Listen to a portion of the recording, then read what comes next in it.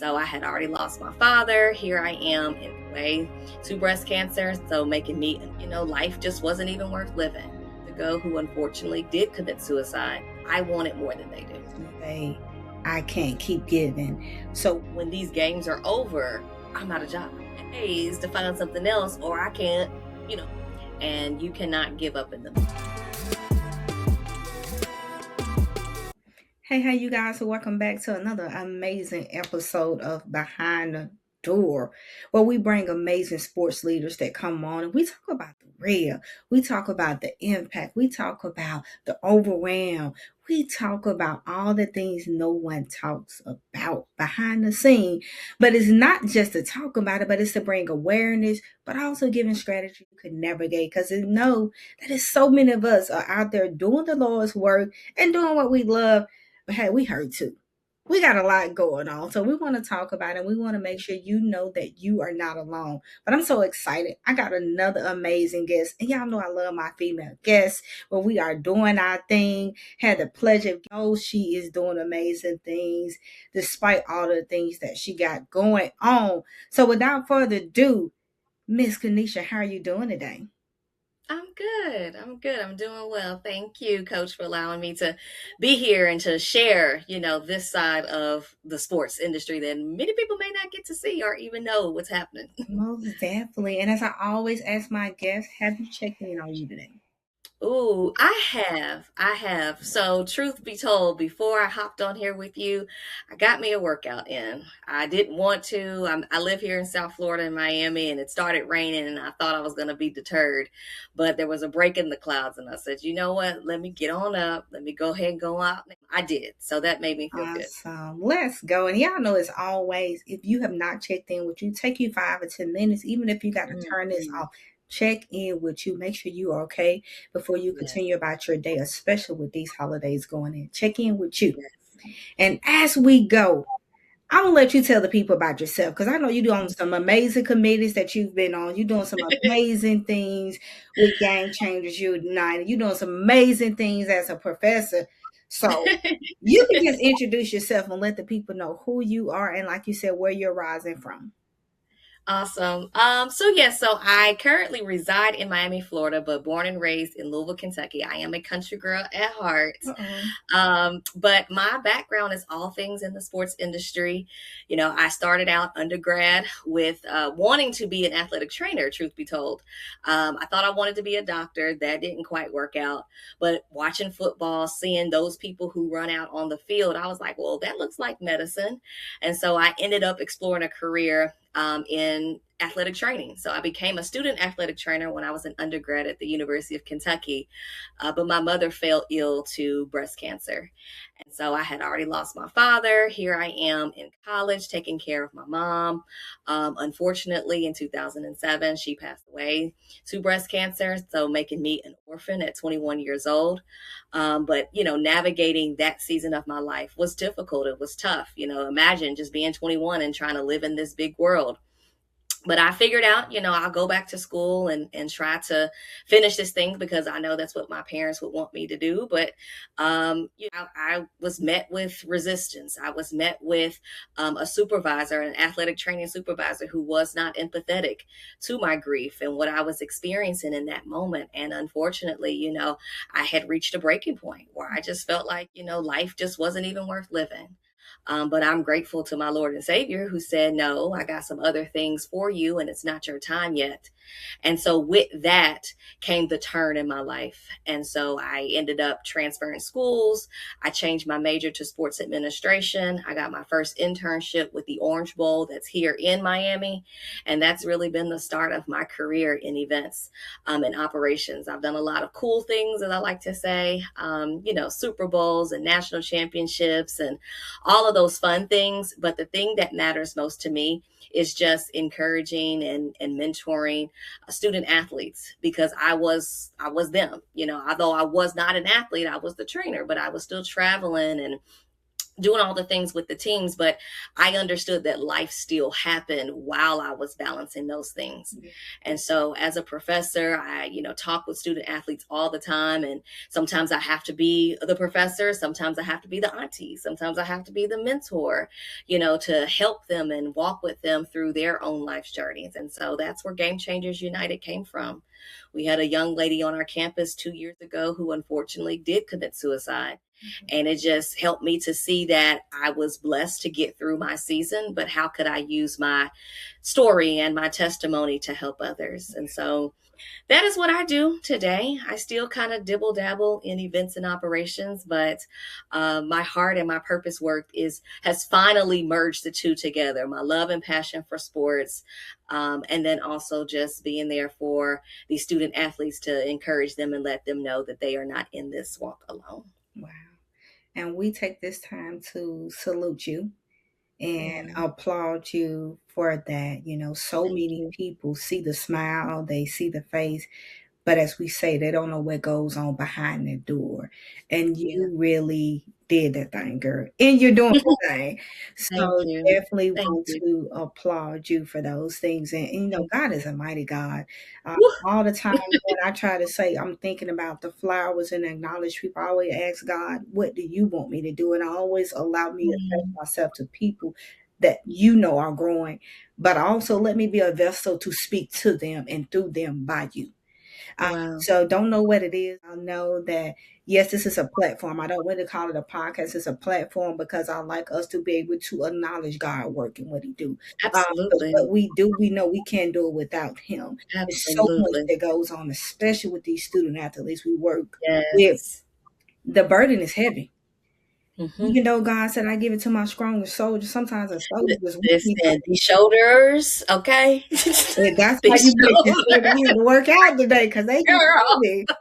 I didn't even do arms today because I said, Lord, they tight. I can't have them no more. Mm. And with that said, right there with them being tight, Game Changers United, you got an upcoming event. Tell us about that. I want to get into that and we kind of go in from there. Absolutely. So, again, with doing all of these fun things in sports, of course, I've been on the hiring side. I've hired, individuals, early professionals, interns. So I know what the industry is looking for and how you can break in, as I, share with students and athletes all the time, who are looking to get in after their college career. And so, just knowing the landscape of athletics and how things are kind of changing now, even though my work is centered on getting on campus and mentoring and doing workshops and things like that, I still wanted to create time and space where individuals could still do what's important, networking, connecting with other people. As we all know, our network is probably one of the strongest things that you will have in the sports industry. It's very small. People think that it's big and there's all these sports. No. And a lot of times it's not just, who you know, but who knows you and who can speak on your behalf. And I've been candid to share that though I have put my application out there 100 times for a lot of jobs, I want to say almost all of my jobs have literally come by way of somebody knowing me or introducing me or sliding my resume across the table, if you will. And so I just wanted to create time and space for these individuals to be able to do just that. But I know that there are plenty of other amazing conferences and summits that are out here. I wanted to do something different. I kind of wanted to practice what I preach, if you will. So if you follow me on LinkedIn, I'm always talking to, young people about you got to volunteer, you got to put these things on your resume, you got to get experience. And so if you don't know, the college football playoff national championship is in Miami. And so I said, well, because of my relationships and, just knowing the folks who are putting that, game on, I said, well, why don't we put this alongside that event so that now the attendees will have an opportunity to not only attend the conference, get good information and network, go and volunteer at the national championship, and they can have something to tangibly put on their resume. Literally, as soon as they get on the plane and go back home, they can update their resume, say, I worked the college football playoffs, national championships, and that continues to grow their experience level as they're looking for these roles.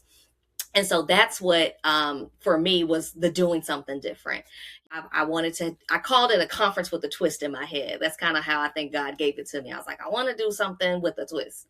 And that's kind of how it merged together. So the national championship here is in South Florida, January the 19th, but our conference is on January the 17th, that Saturday. So it'll be a full day of, panels and key speakers and networking and all the good things. Interactive lunch, bring your resumes, because we'll have somebody who is going to help you to make sure that same resume that you're going to put this experience on is tightened up and it's ready and it's presentable to get somebody's attention. And then those, who are obviously already registered will be able to take part in the national championship experience. So that is what is coming. I'm super excited for it. This is the inaugural, and I think, God would have it to where my very first event would literally be attached to, a full circle moment for me, because when I told you I got that internship, when I transferred schools, it was a national championship year here in Miami. Wow. Right. So my very first experience was Orange Bowl and national championship in 2008 and 9. And here we are 17 years later doing my event. And I actually am a consultant for the Orange Bowl. So I have Orange Bowl next week, and then my event with the national championship thereafter. So I think it's all coming together in Yes, alignment like it it's is. supposed to. And I'm looking forward to it. Come on now, 360. It definitely is coming back. That's how you work that dream and you continue to pour in on that dream. And I love how you said from those 17 years and then it's here now.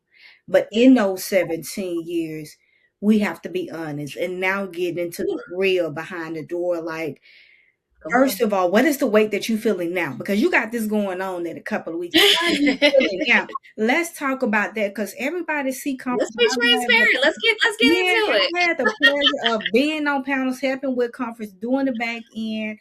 I MC too, so I know that it's a lot. But people see the flyer and they see you walking like, Mhm. "Oh my God, that is Come on. cute." But how you feeling? Like, what is the weight doing all that?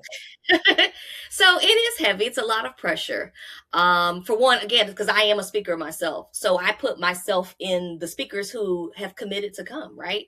I have done my dues. If you are put in my dues, meaning that I have spoken on stages and I have had to be a part of events where I traveled on my own. I, put up my own bills. Sometimes I even had to invest in the conference. Now, I did not ask our speakers to do that, but they are doing this on their own. They have believed in the mission. They have believed in me. They have believed in what this is supposed to be, that they are traveling and they are coming. And so for me, I feel the pressure of wanting to make sure that this investment is worth it for them, right? Because I have been on that side where I've gone to events and I'm like, maybe I should have set this one out. No disrespect, but again, being on that side, that's where the pressure is.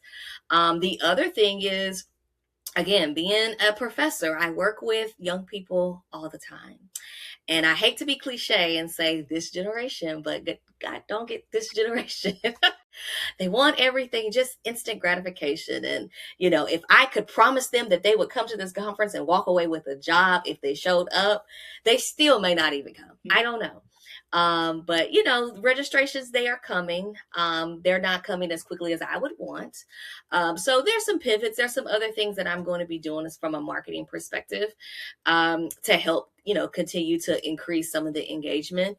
And then at the end of the day, we will make a final decision to say, hey, listen, all who want to come, just come, because for me, again, it's not necessarily about making money. It's about getting the information out there, getting the right people in front of these young people to do what I tell them all the time. And I tease my students. I'm like, I know I look young. I know I do, but I promise you I'm not. And I've been around the block and I've done this for a very long time. I'm tired. Okay. It's y'all's turn. I'm ready for y'all to take over. So that's why I'm fully invested in giving you the game so that you could come in and do the things that I have been doing for 17, 18 years now. And so at the end of the day, it's about, sharing as much as I can with the next generation so they can be in position to be successful. But there is pressure that comes with that for sure. And I heard you say tired and talking about that too. the mental and emotional side of this, because like you said, you're doing it for the young people, the impact that it can make. But as a youth servant leader and being in your position, how's the emotional and mental toll like take in on you? Because some people, I talk to her just like, hey, when I coach, coach, you do it all the time. It don't hurt, you don't think about it, but it does. But it does, yeah. Um, it's mentally draining only because I think I want it more than they do. Yes. That's the honest truth. Like, I'll give you an example. So, from the very first day, I tell them, like, this is not rocket science. This is an easy class. Like, obviously, you have to show up, you have to be attentive, you have to do what I'm asking you to do, but this is not meant to be a very taxing course, right? We're going to have fun. It's sports. Like, come on, man. I had 7 students not to do my midterm. And for the life of me, I couldn't understand why. Like, I put them in the best position for success. All they had to do was listen to a recording of a guest speaker and then record a video of themselves. Give me 3 minutes just to tell me, what did you learn from them and how could you apply that to your future career? I even allowed them to listen to the video of their choice in class. Like, we use class time for you to put on your headphones and do it in class. So when you left out of the classroom, all you had to do was record a 3-minute video. You had a whole week to do this. And I had 7 students not to do it. And I was just livid. So much to have a whole come to Jesus moment with them. And I let them have it. Yeah. But I share that story because that's the passion behind me. And they felt that. And it was even sad because the ones who needed to hear it didn't even show up to class. What? Right. So I gave this whole lecture to the students who did it. And I mean, they had to, I was like, y'all catching strays. Sorry. But I got to get this off my chest. I said, because I won't feel well if I don't get this out. But it's like, I want it so badly for you guys, and y'all don't want it for yourselves. So eventually, I got to the point midway towards the end of the semester. I'm like, whatever. Whatever. Y'all don't care. I don't care. Because I can't make you want it if you don't want it. And it's sad because it's like there are a handful that I would want to pour into and give to, but it's like percentage is so off balance that it's like I'm tired and I can't keep giving all of me and y'all don't care. So that's what's sad, honestly. Is that I really want to do this for them, but they don't want to receive it. And I'm glad that you said that it's a point where you have to say, I can't keep giving. So when did you get to that point?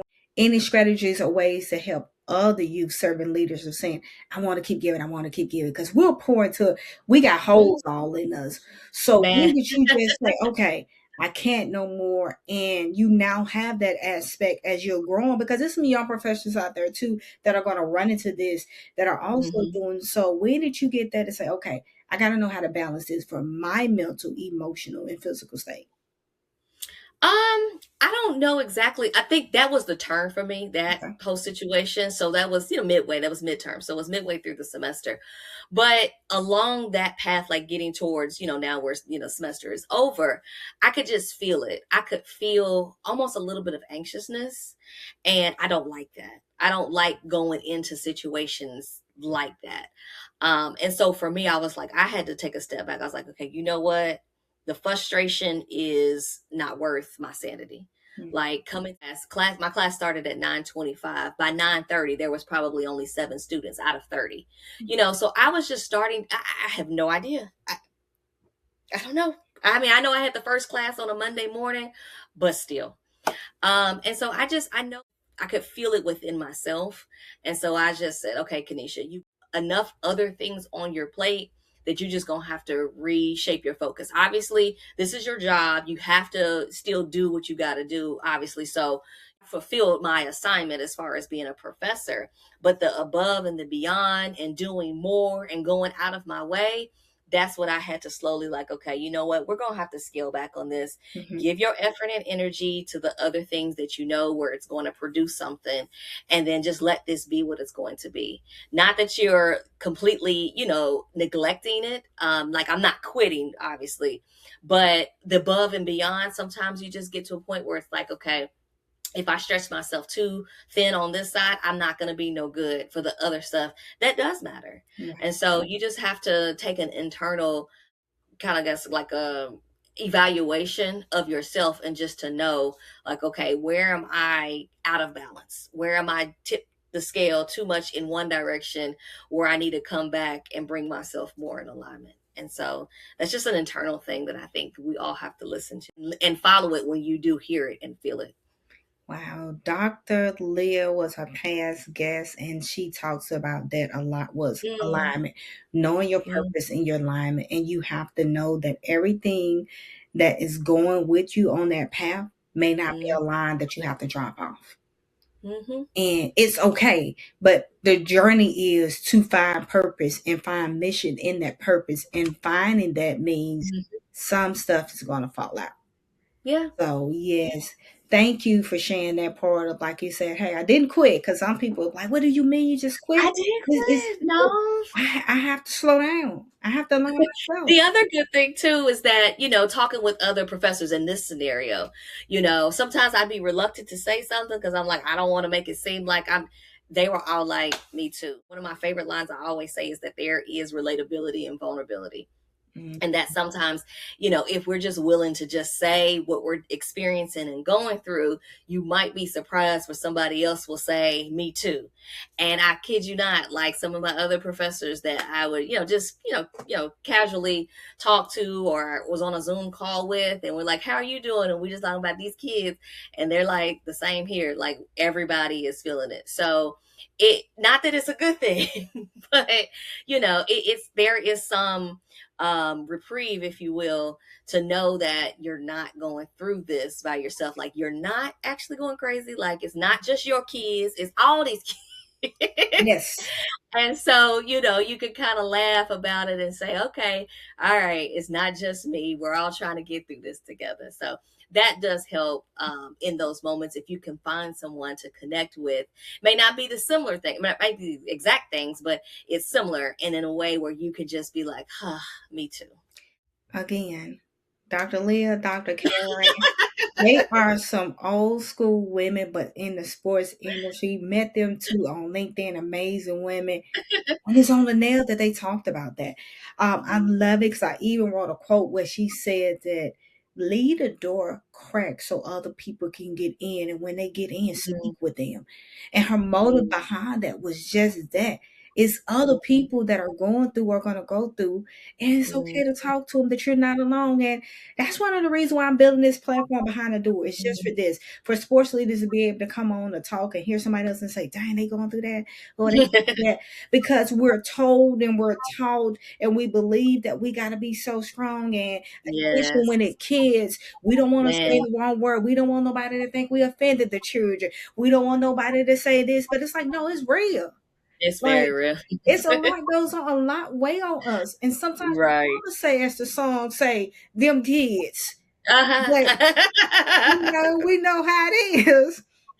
We keep going, but it's a lot of other professors, teachers, and coaches that are going through the same Right. thing, and they just want to know, if I just had a circle of other people that just can say, Mhm. "Me too," how they Me handle it. too. Because, like you said, it let a lot go off when you was able to get on those Zoom calls with the other professors, and Mm. this, I bet you got off like, okay, How you doing? Oh, I'm struggling. How are you? Me too. like you said, it Yeah. makes it more relatable and Mhm. understand that you, again, you're not alone. Because it's some people, I know it was sometimes when coaching early on, I just felt like, is this what I'm supposed to be doing? I was questioning Mm. myself. I was like, God, you gave this to me, but why am I? Right, right. It's And supposed to then, look like this. right. Then I started talking to other coaches. They was like, yeah, it's gonna look like that and it's gonna look worse. And I was like, okay, Yeah. checkmate, thank you.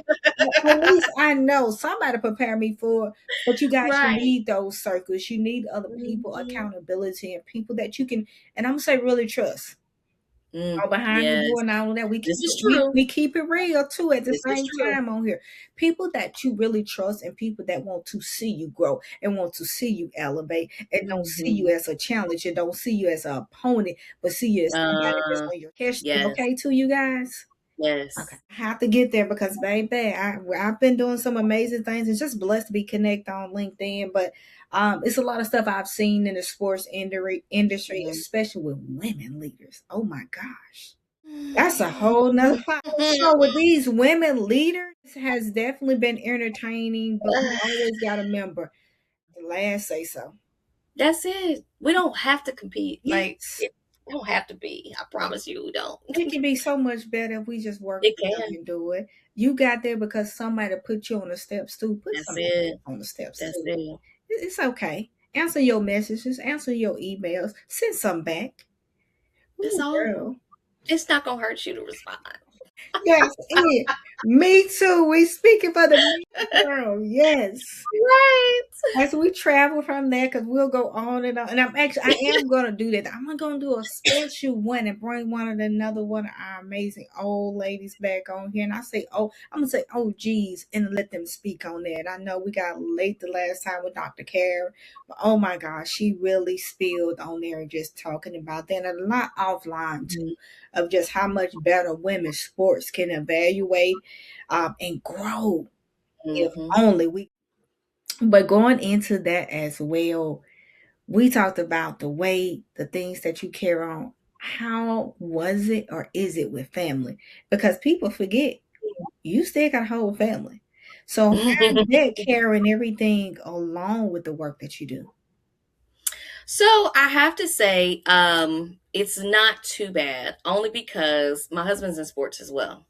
So he understands. Okay. Now he's been basketball coach and has transitioned to the admin side within the last 3 years. And I affectionately said, "Welcome to the dark side of sports." I'm like, I don't know if this is what you want, but okay. But prior to that, and even just still, there's a level of understanding, right? He gets it. He knows the long days. Even when we met, I had just come off of Orange Bowl. I was working for the Dolphins, so he knows about the long days, long nights, extended period of times. I mean, even I went back to the Orange Bowl once we had gotten married and had our daughter. And so he's very familiar with this time of year, right? I'm only going to get Christmas Eve and Christmas Day. Teams come, the next day. So he's in the school system and they're off on break, but I got to go to work. And so, there's a level of understanding. My daughter, she now plays basketball. Yeah. And so she's understanding, but she's been around it since birth. She was in the gym with him and then, been growing up around it. So, there's a level of understanding that I'm going to be busy. And now with the work that I do more traveling to the schools and universities. But they get it. They understand that this is a passion of mine and purpose. And so we just have to find the time to connect as a family and do, game nights or travel and go on vacations and things like that when we can, when all of the stars align and our schedules are in the same place. But it doesn't make it easy. Don't get me wrong. Yeah. I tell the story that it's been several years now, but when we were living in Atlanta, our schedules got crossed so bad that he had a game and I had a game, and nobody talked to each other about us having games, and nobody picked up our daughter from school. Wow. Oh, bless her heart.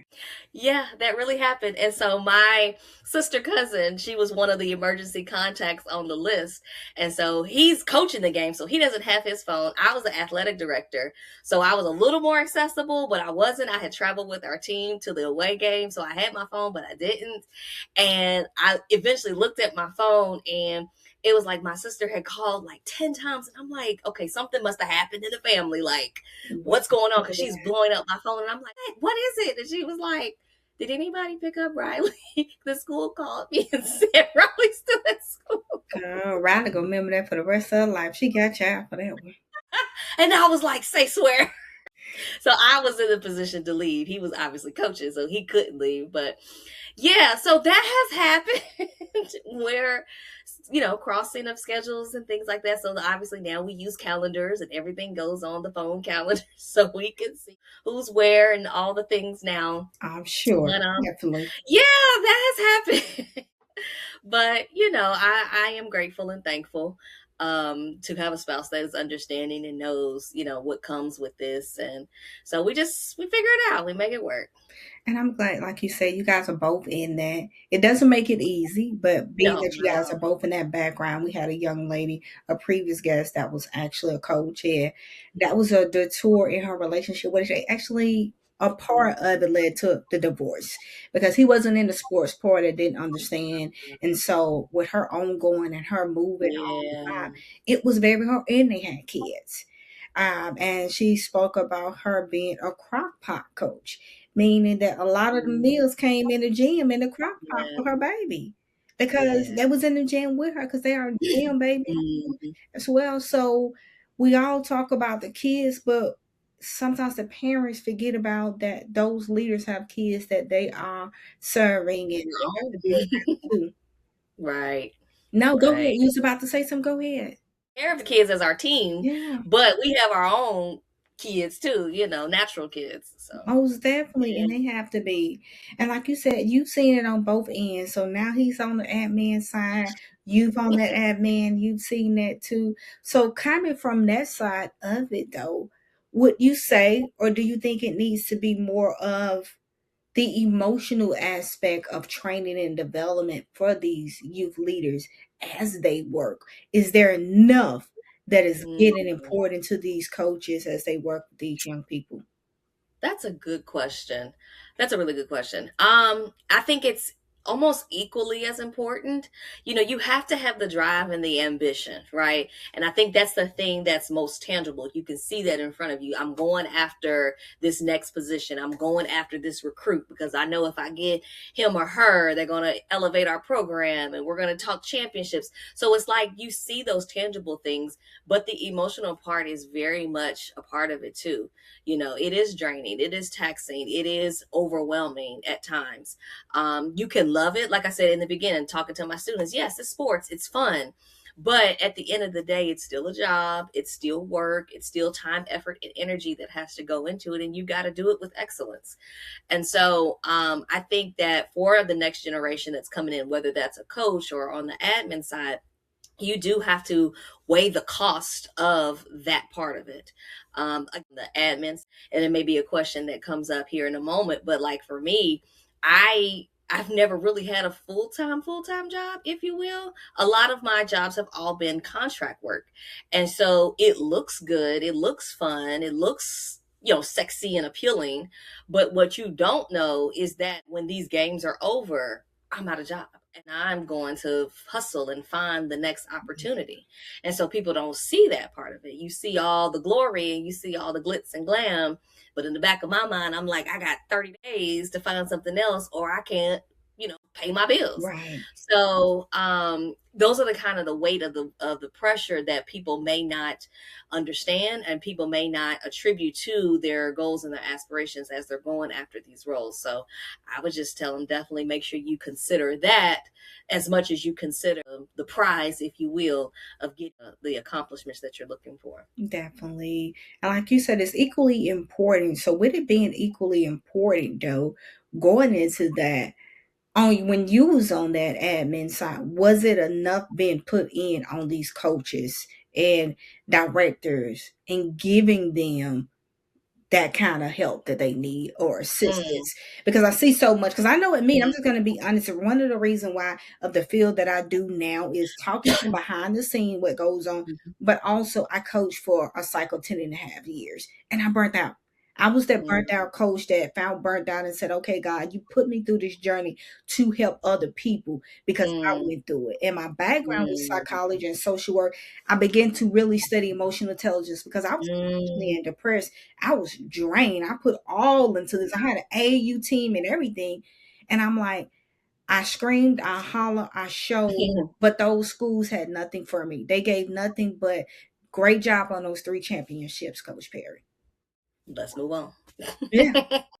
So it's Mm. like, should there be more for the coaches or the admins or the lead people other than what we call professional development is just going and hearing about what's new rules? Or should it be more of that emotional and mental development? Mm. I'm so glad you brought that up. That is the reason why Game Changers United exists. So the answer is yes, they do not. Everything is about the wins, the losses, the kids. Again, we care about the kids, but all the focus is put on them.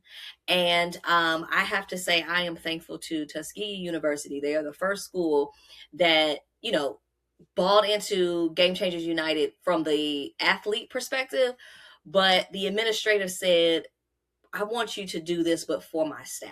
Yeah. I want you to talk to my team because they need to have an understanding. And it was twofold. The administrators wanted them to have an understanding that if they're not taking care of the athletes, and they could have a story like mine. But I added another component to it. I was like, well, we got to go deep because if these admin and these coaches are not taking care of themselves, if they're not showing up in their best way, if they're not, and I call it mirror leadership, if they're not giving all of them and reflecting what they want their team to be and to see, they're going to have issues. And so they brought me in for their retreat this summer, their staff retreat, to have that conversation. And so not only did we talk about just how do they engage with the athletes, but then we talked about themselves. We talked about burnout. We talked about making sure that they take time, like, to actually make sure that they're tapped in with themselves. We know the hustle and bustle of the season. So, like, I'm not saying that you got to go and do yoga and woosah in the middle of your season. But when you find the times before, when your season is over, you need to be very intentional about that recharge, and making sure that you're doing all of the necessary things to take care of yourself. And then to also share while you're in season those burdens with your other coaches. Like, Yeah. I know you may be competing, but again, if you can relate and say, man, I am tired, I'm worn out, and they can say me too, then you know that you're not carrying this load by yourself. And so, to answer your question again, I don't think that there's enough emphasis put on that for the coaching staff, for the admins. And so it is important that you are having these conversations. Yes, doing it for the athletes is amazing, and we should, but you also have to take care of these coaching staff as well, because why? They're people too. Yeah. They are humans. They have lives. They may be the head coach parent that they're taking care of. They may be, the support staff or the assistant coach, but then they're also dealing with their children and things that they're, going on in their world. So they still have lives outside of all of this too. And so if you're not taking care of them and making sure that they feel like that they belong and that they're cared for, then you're going to have more of this burnout. You're going to have more of these coaches that are like, bump this, I'm out. I don't even want to do it again. And so, yeah, it's very necessary. And that's why I have introduced that as a part of the curriculum with Game Changers. Again, as I always say, everything's aligned perfect on Behind the Door with God's work. So thank you for that work too. That is something that is so dear to me as well, and really passionate, where I really focus on youth leaders, because of that, because they're human too, you guys. Human. Coaches, but staff leaders, they're Yes. humans. You may Yes. see the cape that we wear, but I promise you that cape has to come off. It has to at some point, or Yeah, it's going to rip and tear, and it's not going to be no good. definitely. You have to. And as we're getting, you guys, we'll go on and on. Y'all see we get up on time. So I want to continue to be courtesy of your time with a few more questions. As we Sure. said, it will rip, it would tear. And being that you said you work with some groups already, what is one or two things that you say that they can do in season though that can help them maneuver through this, that they're in there by themselves or they think they're by themselves? What are some tactics or wellness that they can do, those coaches and admins? Journaling is one of my favorite. I think I always use this analogy that if you just imagine, blowing up a balloon, right? So if you take that balloon and every time you blow a breath into that balloon, imagine that is an issue, that is a problem, that is something you're frustrated with, something that's going on in your life. And you just keep blowing and blowing and blowing and blowing. Eventually that balloon is going to reach capacity and pop.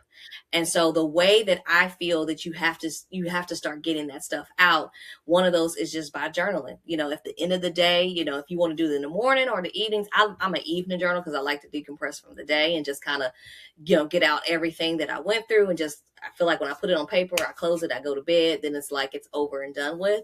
But sometimes you just got to have a way to get it out. So if you're not seeing a therapist, which I do encourage, another way that you can do that is just by writing it out and just like whatever you want to say. You just have to have a way of getting all that toxicity and all of that energy out of yourself, because the longer you allow it to stay within you and bottled up and you're not talking, it festers. And that festers then turns into ulcers, and it can turn into other diseases way on down the road. And you'll be like, well, where did this come from? Where did this show up?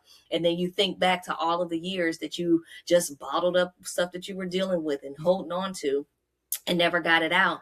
And that was the root cause of the sickness that has now showed up in your life.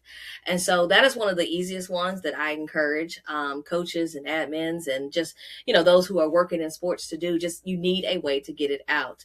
Another is to take time, even if it's just a little bit of time, to do something that you enjoy. And I use this when really I'm talking to the students. I say, not just find time, but you have to make time. Yeah. Meaning you have to be intentional, because we could always be doing something. There's a play that we got to figure out. There's film we need to watch. There's all kind of stuff that that you could be doing, but you have to be intentional and make the time. So if it's 30 minutes to go on a walk, if it's 30 minutes to listen to a inspirational podcast, if it's 30 minutes of doing something that will help get your mind away from just you're dealing with in your world, to bring it back to yourself. Just like you said at the very beginning of this, how did you check in on you? Mm-hmm. What have you done for you today? Like those little things, they do matter. Now, if you could be like me and binge watch a show, in the evenings, because that's something that helps you to decompress, by all means.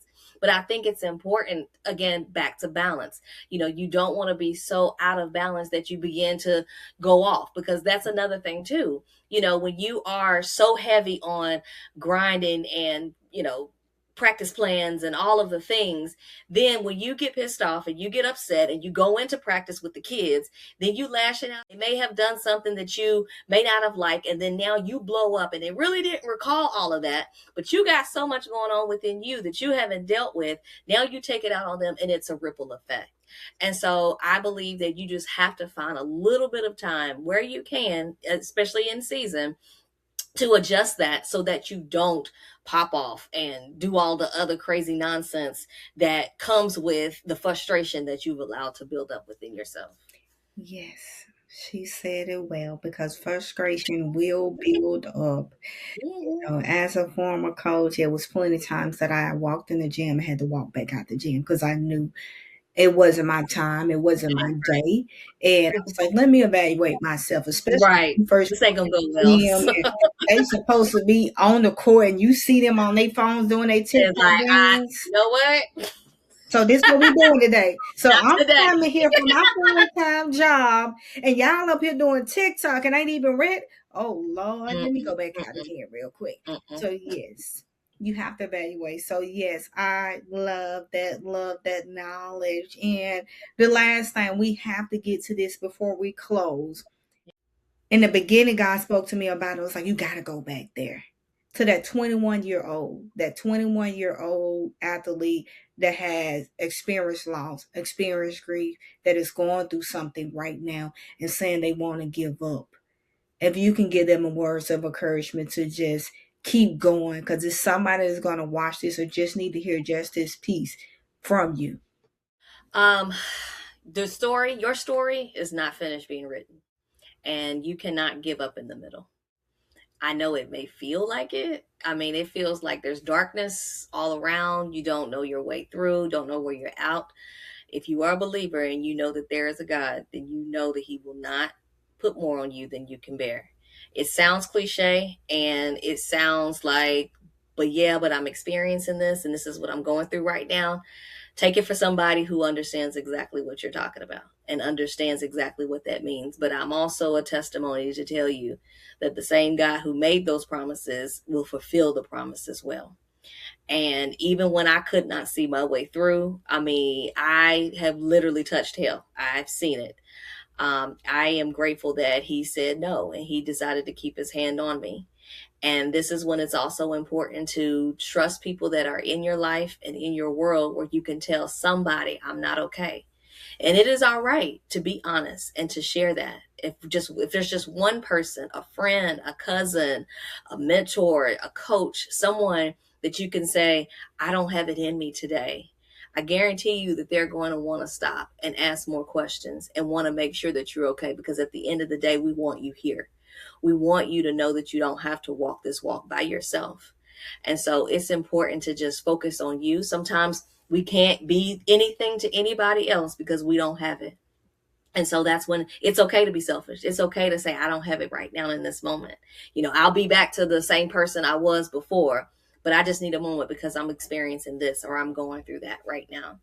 And so I'm just grateful that you would tune in to this podcast, that you would listen and want to know. That tells me that you want to be well, that you want to keep living. And just right now, it's just a season, just how we have summer, winter, spring, and fall. Everything is a season. Even in the Bible, it says to everything, there is a season.